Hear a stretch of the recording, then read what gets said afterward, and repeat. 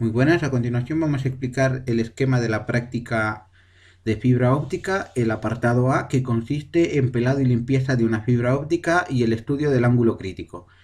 Para esta práctica utilizaremos diferentes tipos de fibra para estudiar sus diferentes características. Por ejemplo, tenemos un cable de tendido de tipo PES y PKE, que es un cable con cubierta de polietileno y una armadura. Más adelante veremos las características de cada uno de estos y también veremos también lo que es un cable de tendido PKP de la marca Telnet, el mismo que viene con 4 tubos y en su interior de cada tubo con un número de 4 fibras, un total de 16 fibras. Y la última fibra que también veremos es una fibra óptica homologada que actualmente se utiliza para el interior de viviendas, el cual contiene una única fibra en su interior, también conocida como fibra autoajustada. Una vez estudiadas las diferentes características, procederemos a hacer el pelado del cable, para lo cual utilizaremos un pelador de fibra. Una vez pelada, la limpiaremos con lo que es alcohol isopropílico, utilizando guantes y valiéndonos de una gasa para limpiarla.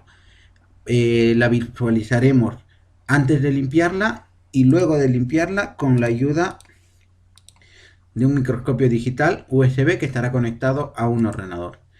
Para la práctica avanzada utilizaremos lo siguiente: un puntero láser y un vaso con agua. El vaso con agua y el puntero láser simularán a una fibra, tomando en cuenta que la parte con agua vendría a ser el núcleo de la fibra óptica y la parte con aire sería el revestimiento. Y para ayudarnos y poder calcular el ángulo crítico de la emisión del láser, nos valdremos de una escuadra. Bueno, aquí tenemos una fibra monomodo usada tanto en troncales como últimamente para llegar a viviendas y vamos a identificar sus características. En primer lugar, pues nos encontramos aquí con 6 cables diferentes. 4 de ellos son los activos, serían los que llevarían la fibra en su interior. Aquí tenemos 2 cables, o 2 tubos mejor dicho, que serían los pasivos, los negros. Y aquí tendríamos uno que sería la guía. Dentro de cada cable de estos, de color, tendríamos 4 fibras diferentes. El diámetro de este cable sería de 13,6 milímetros, como podemos comprobar en el ordenador, que está un poco más para arriba, que nos pone todas las características según el fabricante.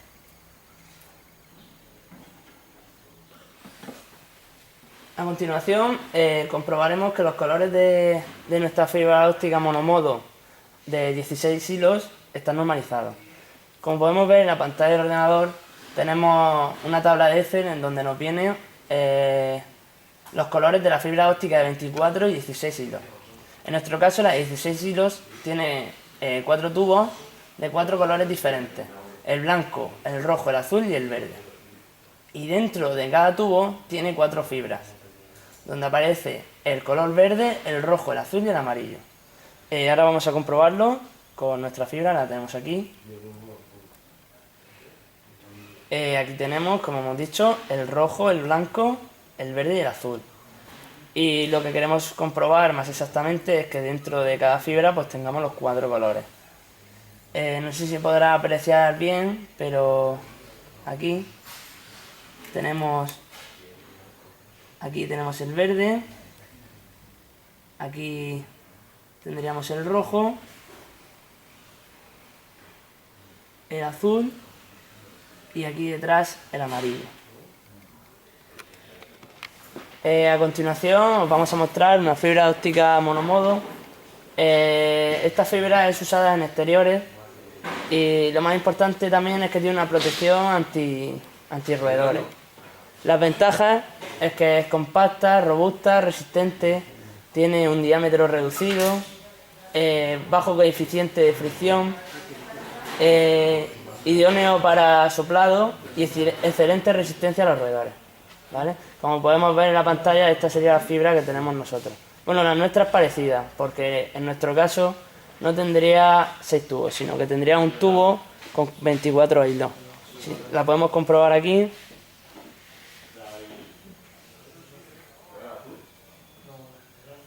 Esta sería la fibra que tenemos nosotros, que aparece con su tubo antirroedores, su tubo y sus 24 hilos aquí. En este apartado de la práctica vamos a poder visualizar con un microscopio digital como el que tenemos aquí una fibra después de haberle quitado el buffer. Una vez quitado el buffer la vamos a poder ver el recubrimiento antes de limpiarlo. Y una vez que lo hayamos visualizado vamos a proceder a limpiarlo con alcohol isopropílico y lo vamos a visualizar de nuevo en el microscopio para poder ver que se ha limpiado correctamente. Bueno, en primer lugar vamos a comenzar a pelar la fibra. Comenzamos pelando lo que es la cubierta, vamos a pelarlas con unas tijeras.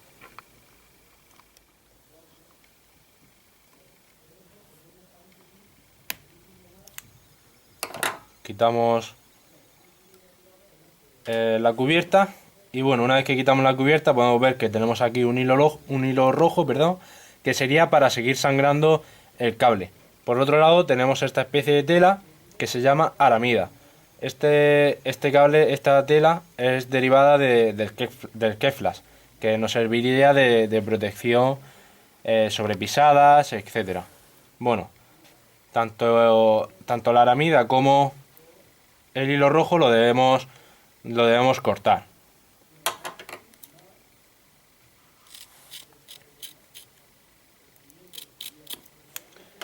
Bueno, una vez que lo cortamos, aquí tendremos nuestra fibra óptica con su respectivo buffer, que se lo vamos a quitar con esta especie de alicates, y el buffer lo debemos poner justamente donde tenemos el hueco en estos alicates.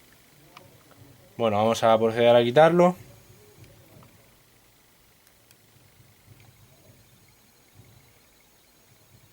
Bueno, una vez que lo quitamos vamos a verlo antes de limpiarlo.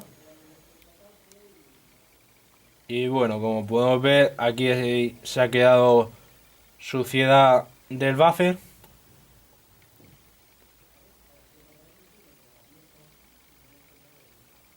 Y bueno, por lo demás, en la punta se ve que no se ha realizado un corte perfecto. Y bueno, solamente tendríamos esa especie de suciedad al no haberse quitado el buffer muy bien y se ha quedado suciedad. Para limpiarlo vamos a utilizar alcohol isopropílico, pero para ello nos vamos a poner un guante para así no quemarnos la piel con el alcohol. Bueno, una vez que nos ponemos el guante vamos a coger una gasa de farmacia y con alcohol la vamos a echar un poco. Bueno, una vez que hemos echado el alcohol vamos a limpiarla.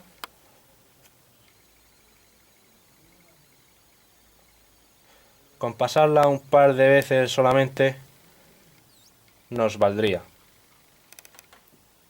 Y bueno, una vez que lo hemos limpiado vamos a poder verla en el microscopio ya una vez limpiada. Y podemos ver que no hay ningún resto de suciedad. Es decir, se ha limpiado correctamente y se ha quedado el revestimiento totalmente limpio, tanto para una fusión o como para realizar una conectorización. En el apartado avanzado vamos a poder comprobar cómo un haz de luz producido con un láser como este se refracta y se refleja la luz en una superficie con medios de distinto índice de refracción. En este caso vamos a utilizar un medio que va a ser este vaso lleno de agua, el cual tiene un índice de refracción mayor que el aire, ya que el agua sabemos que tiene un índice de refracción de 1,33 y el aire tiene un índice de refracción de 1. A continuación vamos a comprobar cómo incide el haz de luz en el agua y una vez que llega a la superficie, primero vamos a comprobar que cuando el ángulo de incidencia del haz de luz sea mayor que el ángulo crítico, se va a producir una reflexión. Para ello vamos a colocar el láser. Para ello debemos saber que lo vamos a colocar con un ángulo de incidencia mayor que el ángulo crítico.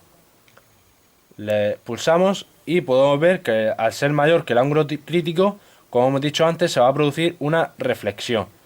Podemos ver la reflexión aquí sobre la caja. Y por otro lado vamos a realizar otra comprobación que va a ser, vamos a bajar el ángulo y vamos a colocar un ángulo de incidencia del haz de luz menor que el ángulo crítico. Y al ser menor que el ángulo crítico se va a producir una refracción. Vamos a bajar el ángulo, pulsamos de nuevo y podemos ver que se refracta sobre el borde del vaso. Podemos ver aquí en mi dedo, pero lo vamos a poder visualizar mejor con una hoja en blanco. Ponemos la hoja aquí, bajamos el ángulo. Podemos ver que en la hoja se ve perfectamente cómo se encuentra el haz de luz refractado. Y bueno, esto sería todo sobre el estudio del ángulo crítico.